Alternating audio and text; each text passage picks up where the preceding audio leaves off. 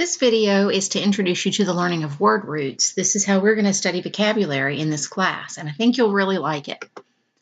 If you've ever wondered where words come from, the answer is that they come from other words. I mean, naturally, this doesn't address the reality that some caveman somewhere originally had to make up the first word, but that's not what we're concerned about for this lesson. Many of our English words have Greek and Latin roots because the Greeks and Romans spread their language and learning over huge parts of the globe. When we learn these Greek or Latin roots, and even some from other languages, we often unlock the meanings of dozens of other English words. That's why we're learning word roots. Let's start with a fun example. The word supercilious seems a little daunting, doesn't it? But it isn't daunting at all if you know how to break it down into two easily recognizable parts, super and cilious. You may already know what super means when used as a part of a word like this. You've probably even used it yourself without thinking about its meaning, aside from some vague association with things that are wonderful or great or just super. Super means over or above, as in Superman's being over and above other men, or a superhero being over and above other heroes. Well, then what does cilious mean? We might not be able to unpack this part as it is, but if we change it slightly to cilia, we realize this is a word we've encountered before in biology class. Looks like little hairs to me.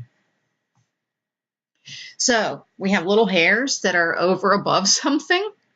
Yep, that's exactly right. The word supercilious means haughty, conceited, or snobbish. And if you were to picture such a person, he might look like this. Note the raised eyebrows. Makes him look like a snob, doesn't it?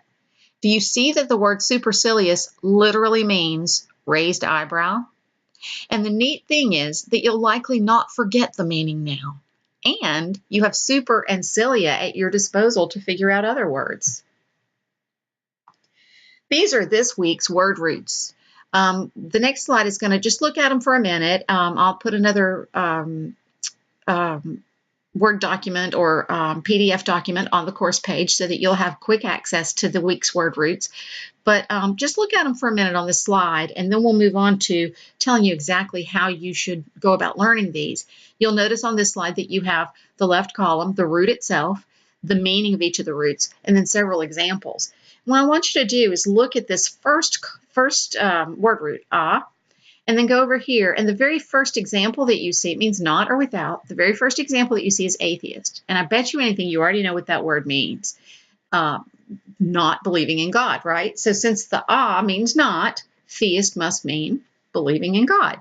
And that's one of the beauties of learning word roots. You learn them exponentially. When you learn one, you learn more than one. Okay, so here's how you do it.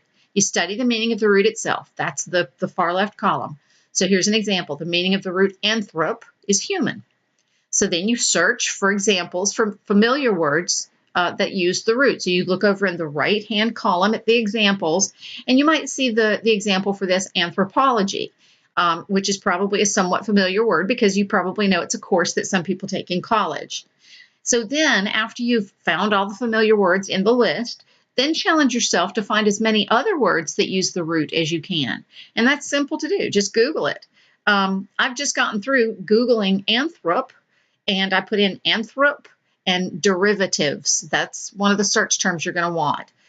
It'll get you there quickly, and you'll see a long list. So I found anthropoids, and then I've also heard of Oprah referred to as a philanthropist, and I can see anthrop in that word.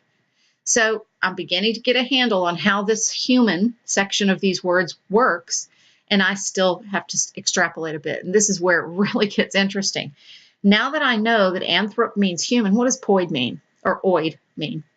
And now that I know that anthrop means human, what does phil mean? Do you see, these are all word roots.